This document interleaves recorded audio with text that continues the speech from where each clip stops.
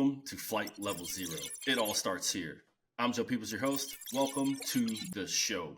If you are a veteran and you need help, support, or just need somebody to talk to, please call the Veterans Crisis Line. Dial 988 and press 1. Everything is confidential. They just want to get you help. What you are going through is a unique situation that only service members and their families understand. So reach out to the people who get it. Flight Level Zero is brought to you by our sponsors, JP Aero. JP Aero is an AOG maintenance provider for Part 135 and Part 91 operators. We provide quick and reliable service to the southeastern USA. If you have a downed aircraft, MELs, or just need someone to do service checks regularly, we can support you. Call 833-807-3131 or just email us at aog@jpaerotechnics.com. All right, this is Flight Level Zero, guys. What do we talk about here? We talk to aviation professionals about their journey.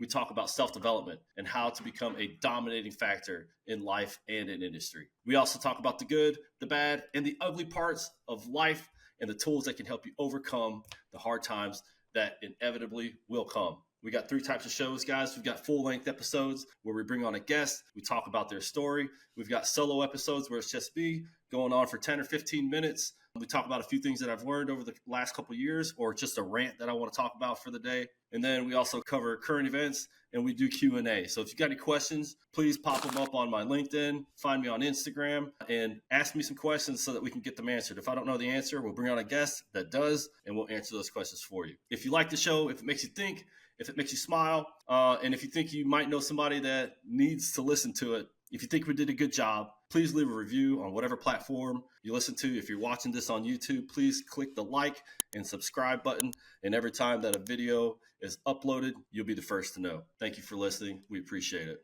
All right, now that we're done talking about business, let's get down to business. Today on the show, I'm thrilled to introduce my good friend, Cory Evans. I had the pleasure of meeting Cory about a year ago at NBAA, and he's been making waves in the business aviation industry ever since. As the founder and the CEO of Skylimit Foundation, Cory is on a mission to transform the future of the industry by performing inner city youth, by empowering the inner city youth and creating pathways to high demand aviation careers. With a visionary focus on workforce development and business growth, Cory is scaling Skylimit's impact in 2024 through partnerships and aviation leaders, mentorship programs, initiative training, and innovative training initiatives. His passion doesn't stop there. Cory's ultimate goal is to own and operate an FBO, combining his expertise in aviation, leadership, and business development to elevate service standards and create opportunities for the next generation. Cory is relentless in his pursuit of excellence, and I can't wait to dive into his journey. Cory, welcome to the show. How's it going, man? How you doing, Joe? How you doing? Fantastic. I'm so glad that you're able to be on the show. It's been a long time coming. Yeah, Yeah. yeah. I appreciate you for having me. It's funny because, just 2 years ago, I was watching you on stage with the mic and was eager to, get to know you and know your backstory. Yeah, man. So funny So, story. When was that? That was 2 years ago. I was on a panel discussion for Building Better Networks with Ian Lump. Guys, if you go back to a couple podcasts, you'll hear Ian's story, what he's about and what he's doing. But there's this guy asking these questions out in the audience there. And man, it was just like he was asking entrepreneurship questions. How do I do this? How do I get into this field? I'm not from this space. And man, it was a really good back and forth questioning. And then he was getting made up with other people. I believe that was your first event, wasn't it, Cory? my second event. Your My second second event. event. All right. Yes, So yes, he was sir. just First at base. First event at base. got it.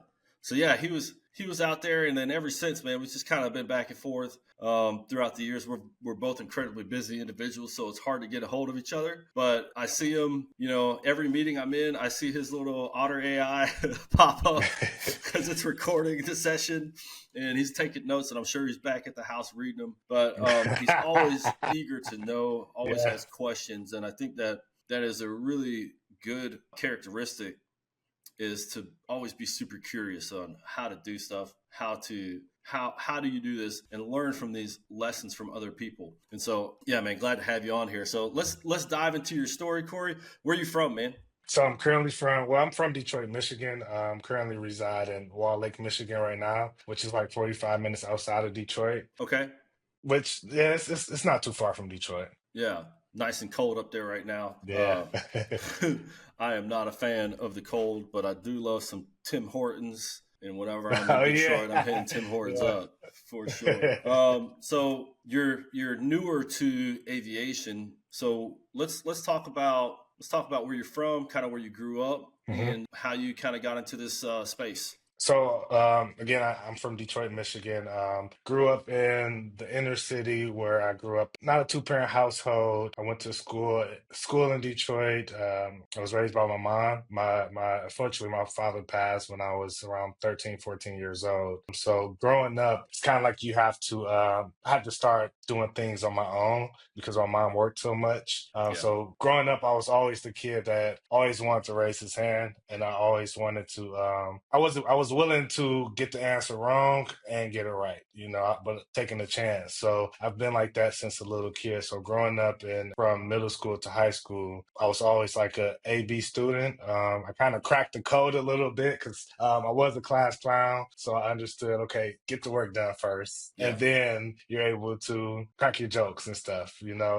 So growing up, I played sports, basketball, football. I did cross country, Mm, track, and during high school, I also was a part of a Haiti foundation where we were trying to raise funds for Haiti. So that kind of introduced me to what a nonprofit was back in 2008, 2009.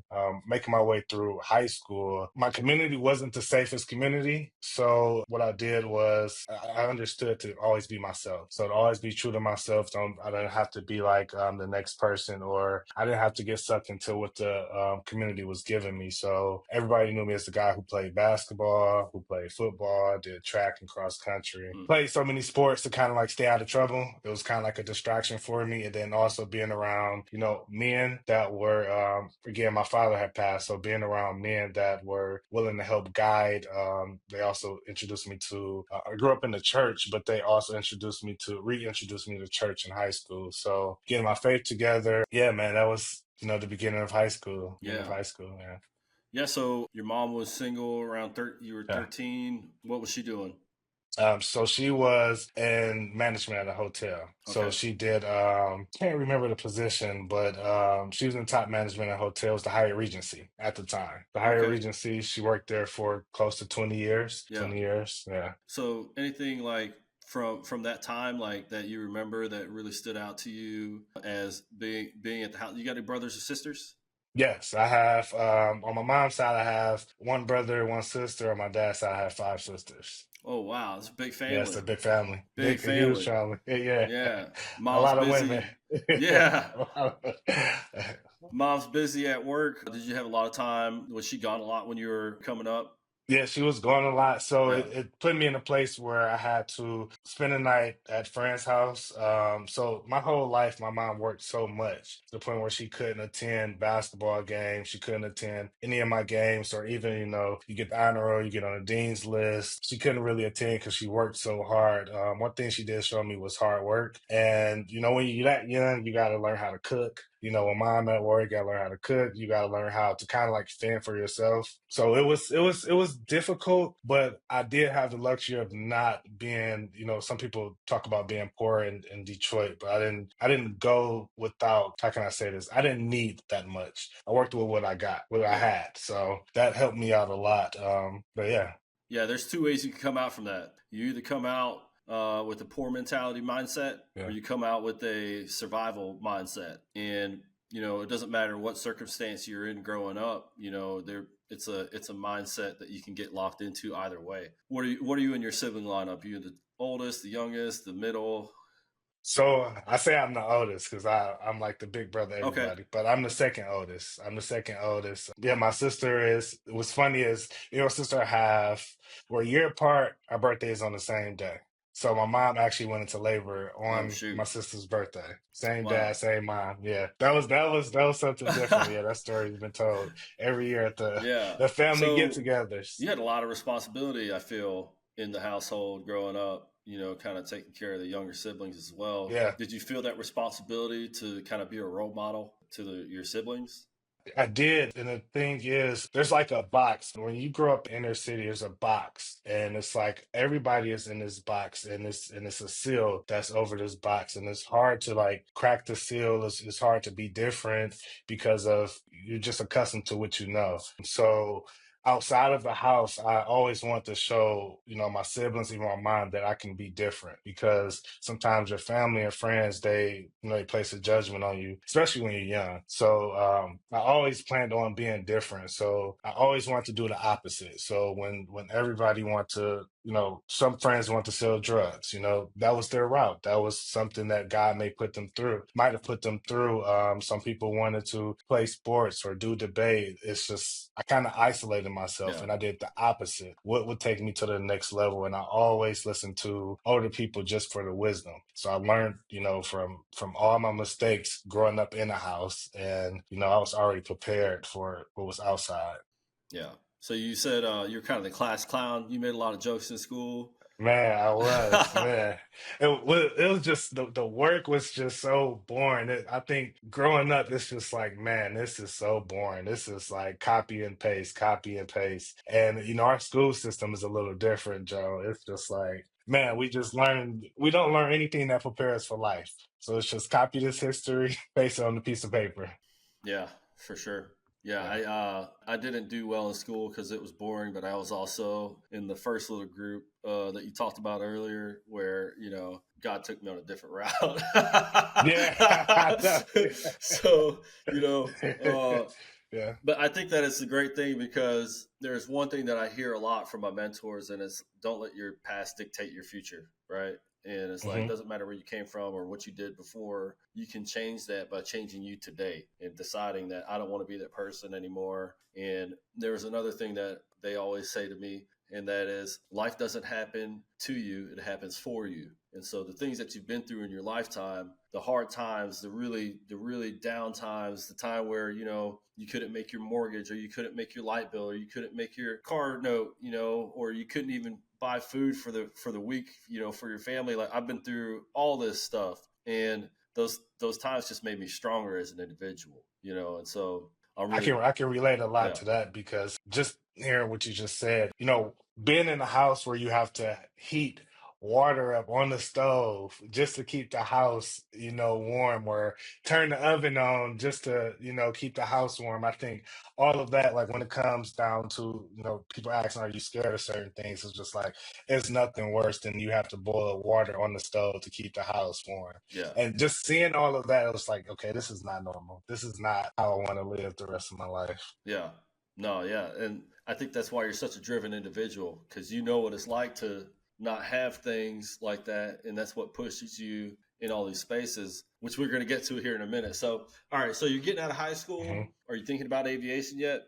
Not even thinking about aviation. So my grandma passed, and right a few months after my father passed, and she passed from cancer. So I always wondered, I was so curious about, okay, it's breast cancer awareness. It's breast cancer awareness month. It's just like there's no cure. Like why wasn't my grandmother cured? So what I Yeah. did was I did my research on who were the doctors and things like that. So I wanted to be oncologist. So that's what I went to school for, to figure out a cure for breast cancer Mm, and just cancer interesting. in general. And while I was in high school, there were scholarships where you had to write a paper. You had to write a paper in order to get the scholarship. And when I was writing these papers, I knew, again, what separated me. It's like, okay, you have the people who's making straight A's in school, but you have also people they're doing okay. And a Yeah. lot of people don't pay attention to those that's doing okay. So when I wrote the paper, I was more honest in the paper about my circumstances, just in general of what I see in my community. And I actually won like 20,000. I won 20,000 from the Discriminate Young Foundation, and that went towards college. So my freshman year of college, I went for biomed. So I'm in school for biomed my freshman year. One thing I didn't understand is when the parents drop their kids off at school Yeah. and they drop them off like a naked child, where they don't know anything about finances. They don't know anything about real life. They Yeah. just know, we just know survival. You just need to work hard and survive and follow the system. So that's what happened my going into college. Mm, interesting. So biomed, Biomed. that's a big difference from where you're at right now. Way big difference. I left my first year, I was like, okay, I did good. I got like a 3.5 Yeah. GPA. The second semester, the classes started kicking in, and I was like, what is this? Like, what Yeah. is this? This is foreign. I don't know. I don't want to do this no more. This is not it. Yeah. Yeah. Sheesh. So you did it. So what you said you this is foreign to me. I don't know if I want to do this anymore. Is that when you kind of like started to figure something different or what? So I was trying to figure out. So again, my mom was still working. So my mom spent most of her Got it. time working. So I had to get a job while I was in college. Yeah. And I didn't understand, okay, I have a job and I'm going to school. And it's just like, man, I still have no money. Like this, like what is going on with just life in general? Like is this the route that I need to go to school and not and barely eat for the next 4 years? So I started working a lot and then switch my major. I started understanding. I'm like, okay, school seems like it's just business. Everything is just Yeah. business. Yeah. Then I started interning for New York Life. I started doing life and health insurance at the age of, I think around 20, 21. Get my life and health insurance license. Yeah. And going to those meetings while I'm in school and working a job and trying to get into New York Life, I seen, okay, there's a table full of guys. One has a PhD, another one has a degree. Can't remember what his degree was, and then the other ones didn't have a degree. And it was like, okay, you all are making six figures with a degree that you didn't go to college for, and then some of you all are making six figures without a degree. Okay, Yeah. life isn't making sense right now. Life Right. isn't making sense where it's like, is this the route? You know, I'm the first one in my family to go to college. They don't know anything about college, so they can't help me with anything, not even a piece of advice or motivation. And then you're Right. in school, and school isn't teaching you anything about life. So it was mostly trial and error I had to go through. So, you know, Hmm. I was spending time up in school, not coming home from holidays because my mom felt like, you know, you don't need to come back to Detroit. You're already outside of Detroit, don't come back. But what she didn't know was it was a lot of lonely nights of eating pancakes for holidays, eating noodles and things like that. So all of this at the same time was like boot camp. It was building me up. It was helping me figure out who I was as a person. Yeah. Yeah. No, that's interesting. In the 70s and the 80s, they were really pushing blue collar work. And then it's like the It was, mid yeah. 80s into the 90s and early Yeah. 2000s, it's everybody's like, you got to go to school and you got to get a degree and you've got to do this. And then a lot of people were going to school, getting the degree, having a buttload of Yeah. financial debt, Yeah. and Yeah. then when they got out, they weren't able to pursue a real career. They were working at Walmart or Hmm. working at the Shell gas station trying to pay off a school loan. And so it is confusing now for us to like sit back and you kind of realize that at school it's like, what am I doing here? Is this actually going to help me? So you're in school. Did you finish college, your 4 year degree, or did you not? So at the time, so I didn't. At the Okay, time, while I was in college, I switched my major to business. And while I was in business school, I was going to Western Michigan University, and I was also attending the community college, which was Kalamazoo Valley Community College. So I was going to got it. two colleges, trying to speed the process up, as well as working at I was working at Stryker. It's funny, I had a meeting with Stryker recently, but I was working at Stryker and also Target. So trying to balance all of this. One day I got kind of fed up. I started learning about annuities, whole life insurance, term insurance. So I started learning that insurance was not just for once you pass away, but you can also utilize it and take advantage of it. I Yeah, started learning about trust funds. So one day I was like, okay, I'm in business school. The school is a business. Let me go ask some personal questions to the professors. Instead of sitting in the back of the classroom, I learned enough. Let me sit in the front of the classroom and I start asking, okay, what business do you own? Because I want advice from real business experiences. And yeah, majority of my professors said they didn't have a business. yeah, And right then and there, it was just like it's kind of like a roller coaster. You know, college was going up and then it went down. It was just like, okay, why am I here now? What am I yeah, doing? And I noticed that yeah, $20,000 scholarship, you know, coming from Detroit, you think that's a lot of money. So you're right. thinking, okay, school is taken care of. I'm good with school. Next thing you know, bills start coming for school. And my mom couldn't afford it. So I'm trying to work and I'm also trying to pay bills. Trying to pay bills. So I ended up leaving school. I ended up moving back in with Yeah. my mother, yeah. Okay, that's interesting. That's the same reason I left college. Is it? Oh, I didn't know that. Yeah.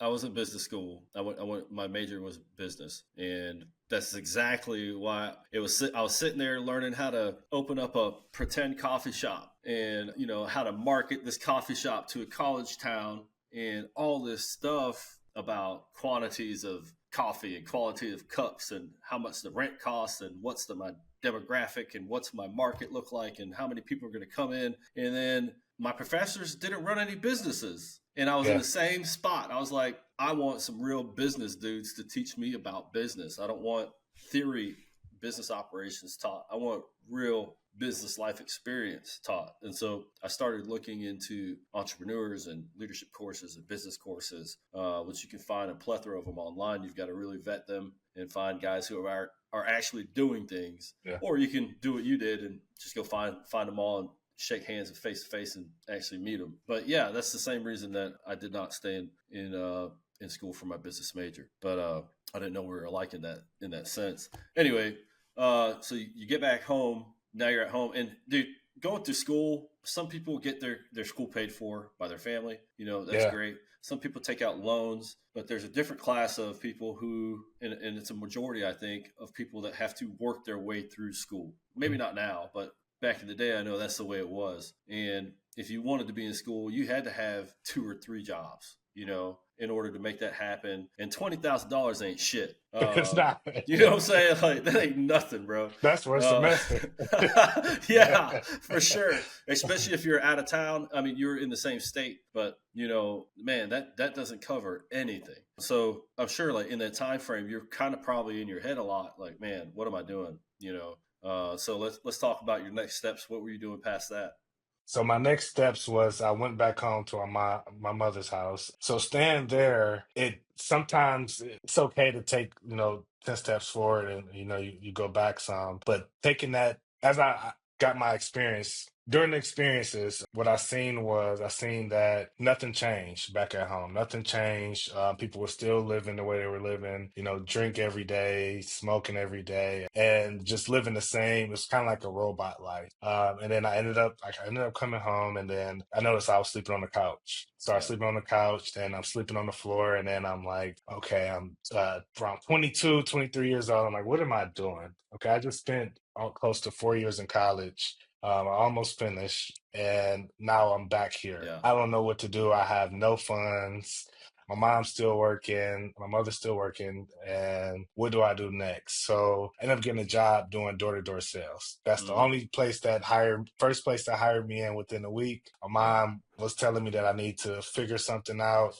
I ended up doing door-to-door sales, which was the best time of my life. At the time, it didn't seem fun, but as I got older, it made me just understand just life in general. But getting hired into doing door-to-door sales, I was doing AT&T, so Mm. I was selling cable, internet, cell phones, house phones, and I had to actually go door to door in my neighborhood, Yeah. in each neighborhood in Detroit. And what I learned about that was I learned so much about that just for one, seeing what life was like for everyone. And it's like, you knock on 100 doors, you get 100 no's. The first question is, what am I doing? I have to get another job. I need to find another job. But at the Yeah. at the time, you get put in a position sometime where it's just like no retreat. So I ended up learning different techniques of sales and also how people were thinking. How people were thinking in my neighborhood, and then also how I can relate to them. Yeah. So got 100 no's.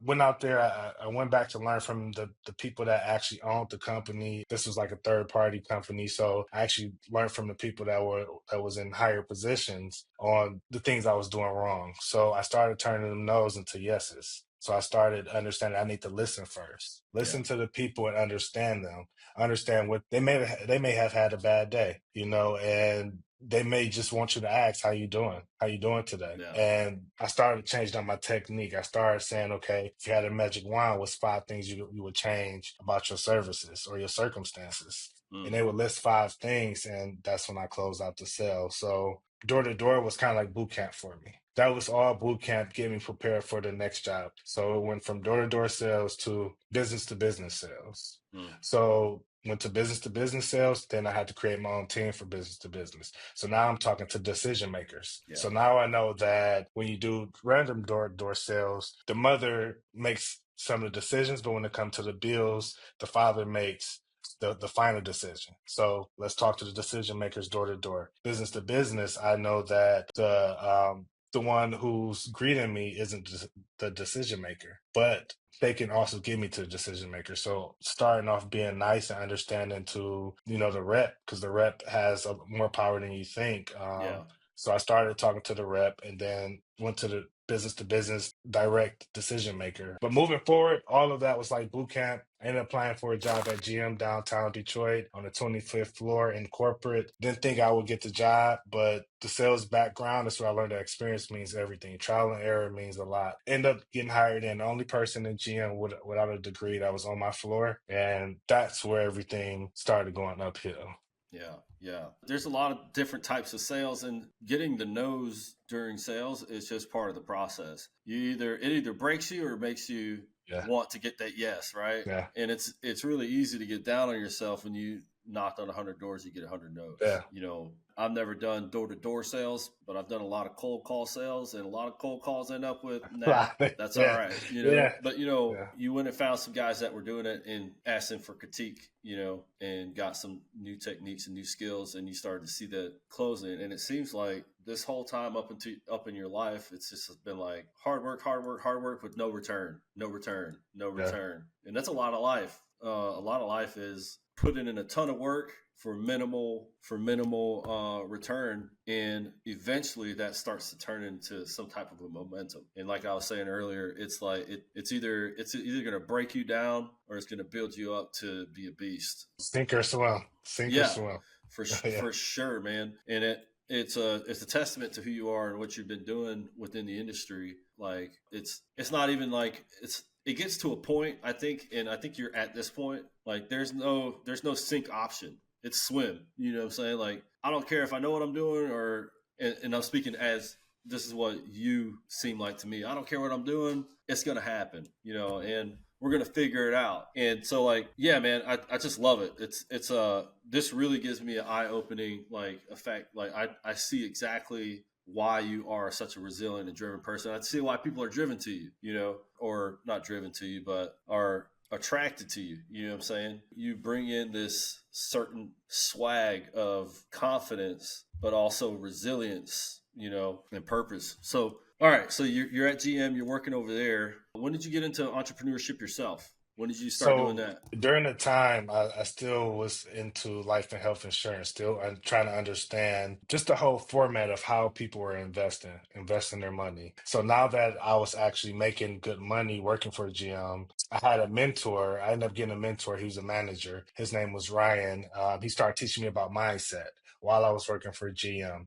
So I'm learning about mindset, and then I'm also in a space where tech is the thing right now. So now I'm learning about SEO work. I'm learning about SOO, Google Analytics. So I'm learning how different machines work. And I had to start by working on this machine, which was my mentor. So I started reading books like Think and Grow Rich.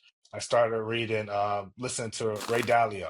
Ray Dalio, Earl Nightingale, and Earl Nightingale was talking about the secrets of success. And he was talking about instead of compete and create. So during that time I was making funds, I started learning about credit and how credit worked. And what I did was each paycheck, I ended up getting a secured credit card, which was for like $200 at Capital One. And I understood what credit I need is credibility and making sure my credibility was good. So sitting Yeah. in GM, long story short, sitting in GM, people were complaining about their jobs. Mind Mm. you, it's like I'm thinking about the boiling water that I had to how we were heating up the house, or in Yeah. college where it was a lot of confusion. So, people were complaining. I watched the vice presidents walk around. I watched the CEOs. I watched top management, and I was reading Think and Grow Rich, and I said, okay, the decision makers is walking around. Nobody wants to approach and ask for a one-on-one to see how they can grow in a company or see how that person got in that position. No one wants to sit in the front of the room when it came down to the meetings. So again, from being young, I sat in front of the classroom. I started asking the difficult questions that nobody wanted to ask. The first question I asked to a vice president was, what's your why? And the first thing they told me was, no one ever asked me that. No one here ever asked me that. And from there on, I knew that I had to build a network of leaders. So I Yeah. surrounded myself with these leaders. I ended up moving from Dearborn, Michigan, Detroit to Dearborn, Michigan to the suburbs, which was like Farmington Hills. So being in the suburbs, and I'm making decent money and reading books, I started walking trails. I started seeing people around my community in the suburbs walking trails, riding bikes, and it sparked my interest. Like, okay, think outside the box, do things outside the box. So I just followed along, read books. I came up with like a routine, and I understood, okay, discipline means something. I'm not disciplined now, but eventually I'll get there. I worked a book of business of like 40 to 50 dealerships, car dealerships. COVID happened. Everybody business went online. A lot of people were selling their businesses. A lot of people were, pretty upset. And again, I had to use techniques of, understanding people and redirecting their whole business. And eventually one day I was running the trail and I seen a plane go by. And I was so intrigued by the plane. It was like, okay, there's another plane that's going by. I wonder how I can fly a plane or a helicopter. So while I was building my credit each week, I started making another investment, which was taking courses, investing in my professional development and personal development. And then eventually I got to the point where I went to go do a discovery flight. I did a discovery flight and I did it. I was going every week, Joe. Every week I was going to the airport. Yeah. And eventually that's when I got into aviation. That's when I seen the light side, the lighter Yeah. side of life. Yeah. No, that's awesome, man. I love that. And that's something we talked about in the beginning. You always got something to ask, bro. You got questions for Yeah. days. You're super curious. And I love that you pointed out the fact that you do reading, personal self development, Think and Grow Rich. I'm actually rereading that right now. I'm on Yeah. chapter 2, and they're talking about having a desire. I can't remember the Desire. guy's Yeah. name, but he wanted to work with, dang it, what's his name? The inventor. I can't think of Anyways, his name. yeah, I can't think of his name either. Anyways, he wanted to be. He left his house. He left everything that he had to become a partner with the inventor, and he changed his life on desire. Anyways, sorry, that was a whole. We're not going to talk about that. Anyway, No, but I'm glad you said that, because that's the chapter that helped me out, was desire, just having a desire and not letting no one blind you from your mission. And that first two chapters helped me out so much. I probably read them 3 or 4 times. yeah, I was like, just the other day, I was like, I need a refresher on Think and Grow Rich. And so I started reading it again. I read like a chapter last week, and then this morning I woke up and I was like, let me get back in here. And desire is the starting point of success. Desire, and it's like a very like desire, enough desire to like just block out all the other bullshit. Nobody else is going to help you get to where you want to be, and understanding that this is what you want, I'm going to go get it. That's what gets it. But yeah, so you started getting in aviation. I know we're running short on time, but All right. we're gonna just dig into it. Do you have something to do after this? No, no, no. Nope. No? All right, we might run over a little bit. But yeah, so you start, and I've heard this part of the story. You started going on discovery flights. You started getting on this type of stuff. You're spending your own money. But I do want to hop back real quick to what you were talking about just before. You were saying that you're seeing people out doing like walks. You're seeing the people around you in this space that you like to be in, and you're kind of mimicking them. And I think that is something that you've got to do. If you want to be somebody different, you get around the people that are doing what you want to do, and you do what they do. You know what I'm saying? My mentors inspired me from afar. I didn't talk to them. I didn't know them. I just read books that they've written, and I follow what they're doing. I see successful people out. I see the healthy person that's in the gym with the six pack, and I'm Yeah. like, oh, I want a six pack. How do I Yeah. get a six pack? Well, you just do what they're doing. You know what I'm saying? You change your habits. And one of the things that happens is like in my mind, I'm like, what would a healthy person do? Well, a healthy person wouldn't sit on my couch at 10 o'clock at night and eat 3 bowls of cereal, because that's not what a healthy person does. So I had to cut that out of that's like my dessert of choice. My dessert of choice is Cinnamon Toast Crunch. I love it. If I wanted to be healthy, then I mimic what the healthy person does. And eventually I become a healthy person. And you were following people around, seeing what they were doing. You saw they were reading, they were being successful. They were in houses that you like. They're probably driving cars you like. You see people like that. And it's the same on the other side. When I was young, young, the drug dealers really stood out to me because they drove the nice cars, had the nice women, had the cool They friends, did. had the nice Yeah. swag, had the dope chains and the nice rings and the watches, and had money, and that's what I wanted to be. You know what I'm saying? That's what I was drawn to. But the older I got, the quicker I realized, well, I'm going to be dead or in jail, one of the two. And so let me find these other people that are doing the same thing, that had the same amount of money, that had the same amount of whatever, and let me find out what they're doing so that I can be successful that way, so I can stay out of jail and stay not dead. You know what I'm saying? So it's like, you started seeing these people doing these things, and now you're at this place and you're seeing airplanes fly over. Now you're starting to peak. Your interest is starting to peak into aviation. So let's talk about that. How did you get into aviation? So at the time, I think this was around, it was 2020 where I started flying airplanes. We were flying the planes around, and then I was interested in the helicopters. So I wanted to do the helicopters. My I guy. wanted to fly helicopters. Heck So yeah. doing this at the moment, it was like everybody needs to see this. So I started going back into my community, and I started bringing my friends on flights. So they thought they had an idea that I was flying them around for free, but they didn't know it was kind of embarrassing. I don't know why, but it was like, okay, I'm really paying around $230 for both of us to fly this Yeah. helicopter. I just want you to get the experience.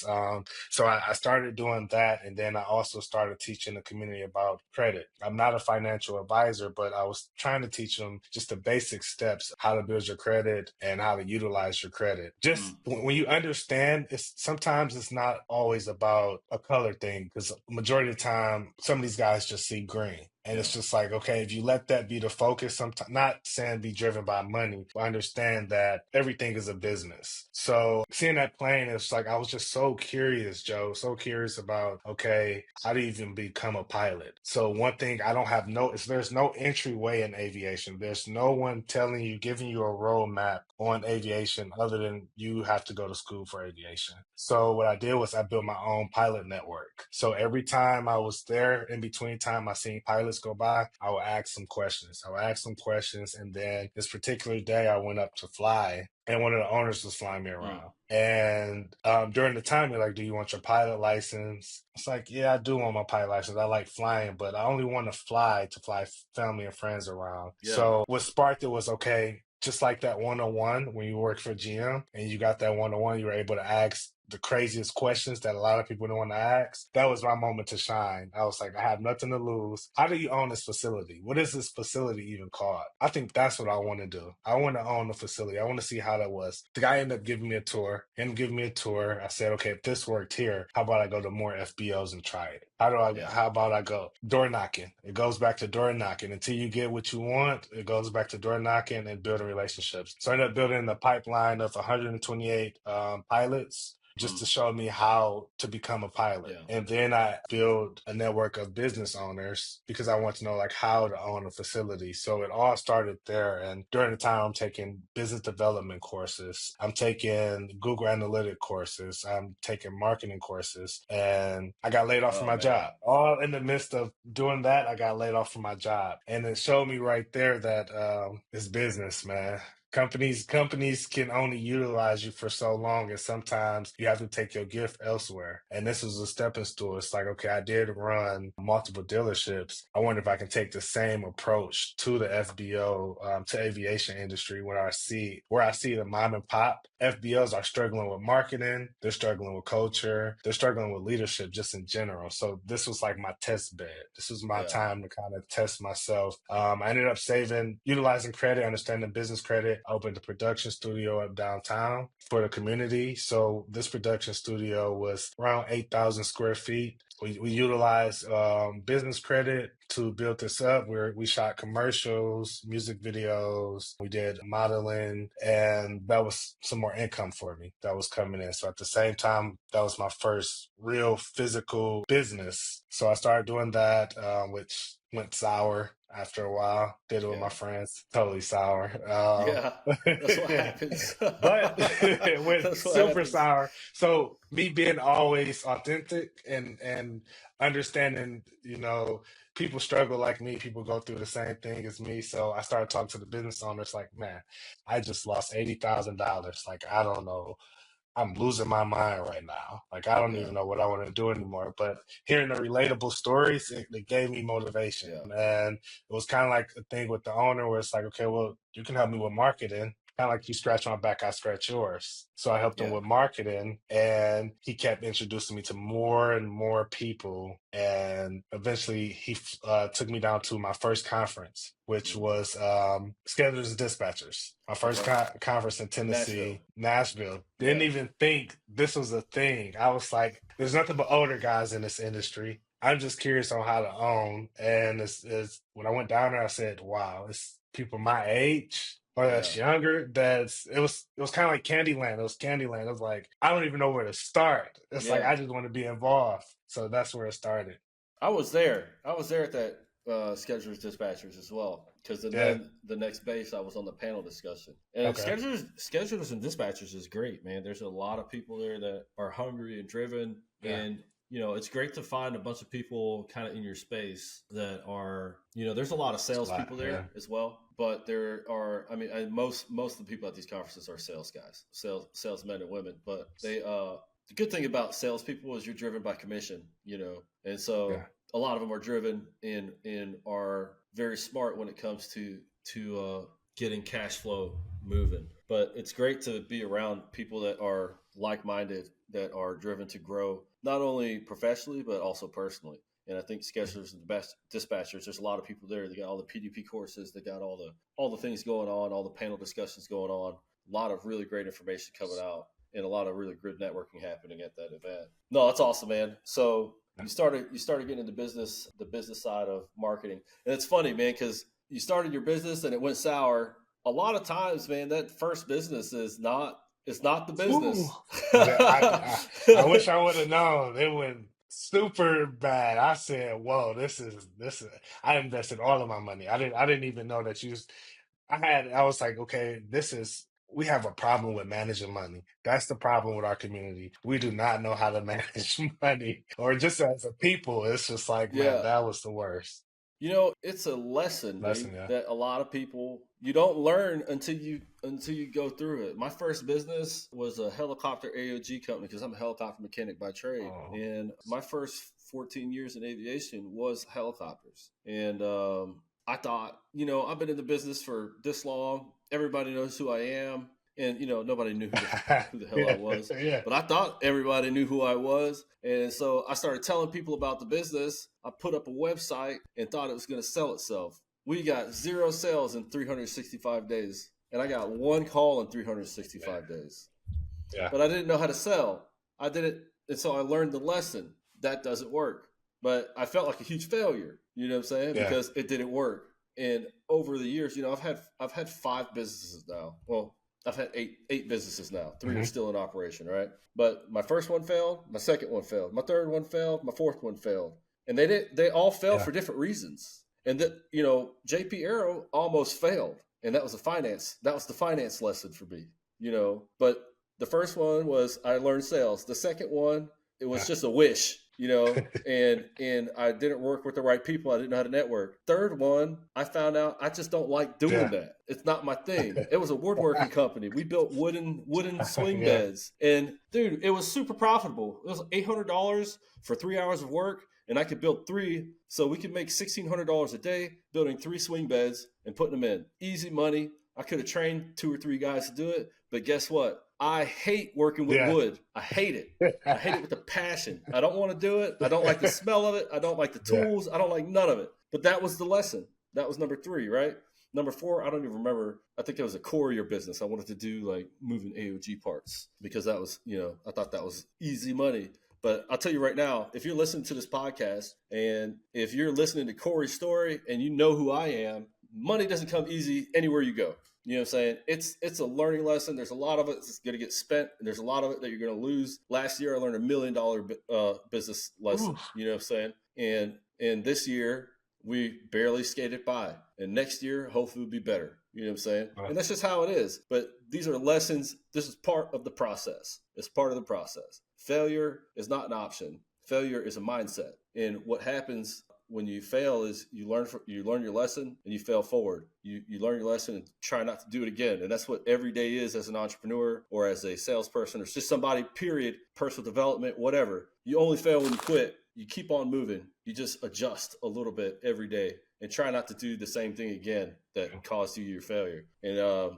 anyways, I think that's so funny, man, because that's a crappy story when it comes to losing all that money. But man, that's another just a little thing that you can put back in your memory bank and understand. All right, we need to know how to manage money, right? Because if you don't, it's gonna fail. You know what I'm saying? It doesn't matter how many customers you got. It doesn't matter how much product you can sell. It doesn't matter what you can do. If you don't manage your money, you're not going to make it, because it doesn't matter how much money you bring in. It's how much money you spend, you know, and understanding how that works and understanding how taxes work. Freaking, you know, taxes suck. They drive me nuts. But anyway, I could go on a whole rant about that whole particular lesson. And there's so many lessons I've learned just over the past since 2019. Really, I started businesses in 2015, and there's so many lessons I've learned, from money management to people management to like showing empathy to the employees, or you know how to have discussions with people. Like there's so many lessons that you've got to learn in order to get better. And I'm hard-headed as hell, so it gets really hard sometimes for me to adjust. You know, at this point, I feel like, oh, I'm doing pretty good, and then I realized, shit, I messed up. You know, I gotta readjust again. You know, what was your biggest lesson? So, the biggest one that really hit home, where it's like, oh, I have to tighten up a little bit. You cannot delegate what you don't know. So, you know, just on the accounting side, right? I hired accountants. I've been through 5 accountants with my company, and this is third-party accounting, right? So they didn't work for me. I just paid them out. But because I didn't know it, I just was looking for somebody to save me on my finances, you know? And so I would just delegate, all right, this is yours. And also the other one is inspect what you expect, right? And so it's like, I didn't know anything about it. So how could I go back and make sure that they were doing a good job? I couldn't, you know what I'm saying? And so I do a lot of what you do, and that's asking questions. And I do a lot of that on the accounting side. And the biggest question that I asked was, what questions do I need to ask an accountant to know what I need to know as a business owner? You know what I'm saying? And so I used to just delegate it. And I think it's called obligating if you don't know what you're talking about. But you need to understand what you're delegating. You don't have to know every in and out about it, but you need to know the basic fundamentals about something before you can actually delegate it. And then you've got to be able to inspect it. So when you come back, you need to understand, what is success? How is the success defined? And how do we get to success? Then you can delegate it out to somebody, and then on a weekly or a monthly, you know, or even on a daily for a while basis, get these questions answered by that person every day, you know. And it might feel like micromanaging in the beginning, but it's just a little burst of micromanagement, and then you get into the weeklies discussions, and then you get into the monthly discussions. But it's delegate what you understand, and if you don't understand it, learn about it first and then delegate it, because you have no way to check. You have no way to check how people are performing if you don't understand how it even works, right? And that was my $1 million lesson last year, you know. So that was sucked.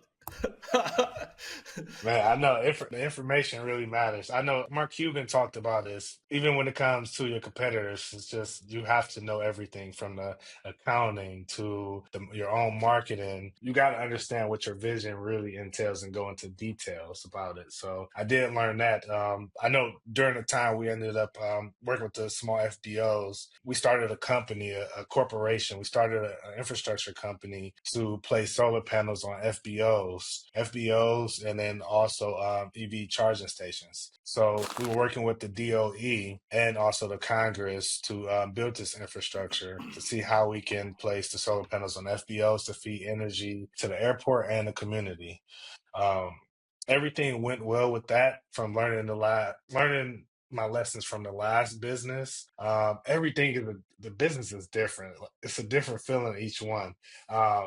So we ended up getting a closing on 2 FBOs to use them as test beds. So once you're at a certain point, everyone tends to not be on the same page out of nowhere. And I didn't know that. So all of my partners, we were doing good. But when it came down to making a final decision, my partners wanted to build the solar panels and EV stations versus kind of like middlemen in it, the third party and not going too far, just placing them on the FBO. So it started the process started to take a little longer. It started to take a little longer.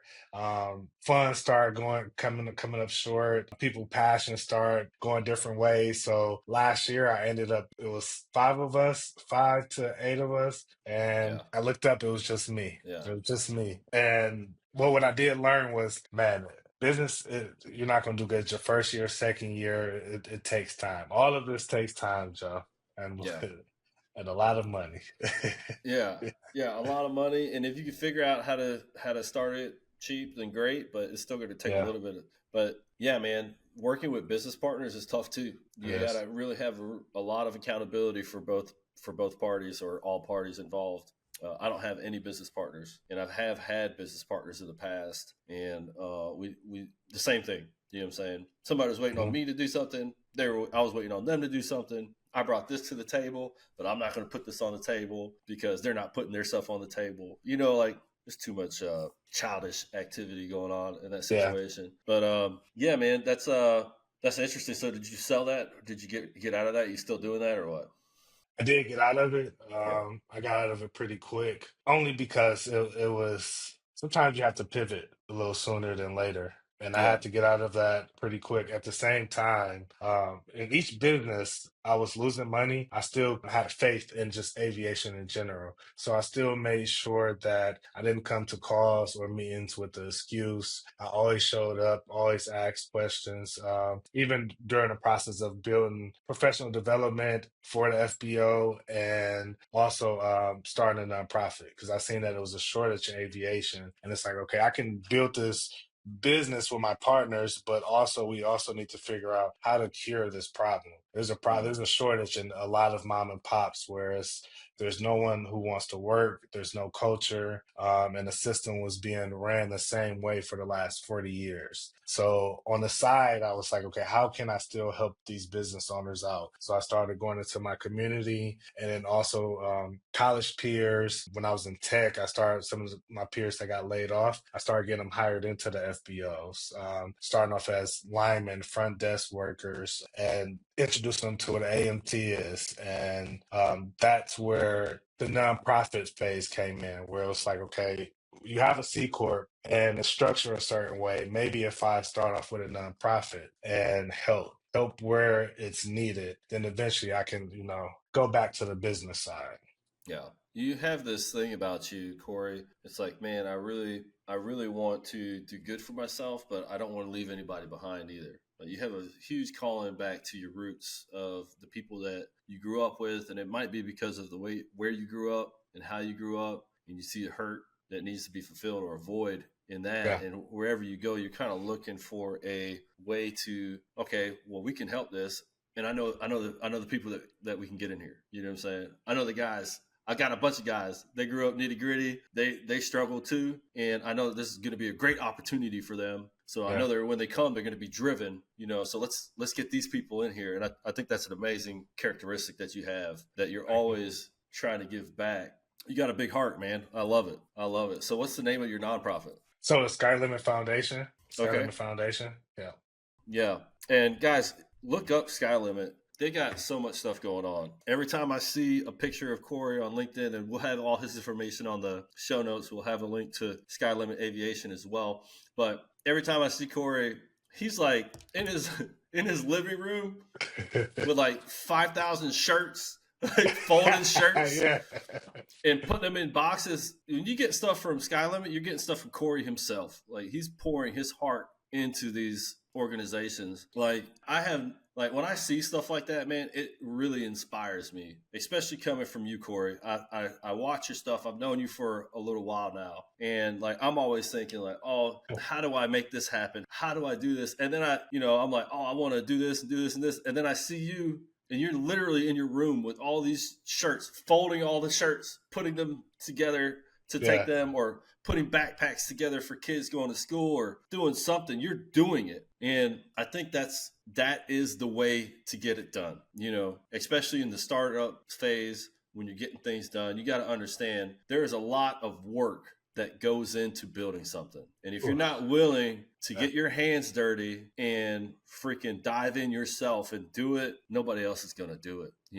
Nobody else is going to do it if you're just standing there saying, do this, this is how we're going to do this is how we're going to create this, and you're all going to create it for me. Hell no. You got to get in there and do that shit yourself, because it's not going to get done until people will see you. And just like when you were over in that suburb and people were walking, you're like, oh, I want to go walk. People will see you, Cory, and they're like, man, I want to be a part of that. Cory's giving out shirts. I want to go help Cory do shirts. This is how it's built. You have to create that momentum yourself. You have to drive that momentum. And momentum is not given. Momentum is created. And you're creating that momentum as you go, and you inspire the shit out of me every time I look on LinkedIn, dude. There's something happening. You've been inspiring me. I've been watching you. I'm like, man, you inspired me recently. Recently, we had a phone call, and it was needed because I'm building my team right now. Yeah. I'm recreating my team, and seeing how that you put your team together and you utilize your network. And we have some of the similar stories. You just said $1 million. Mine was 80,000, but that's a way big difference.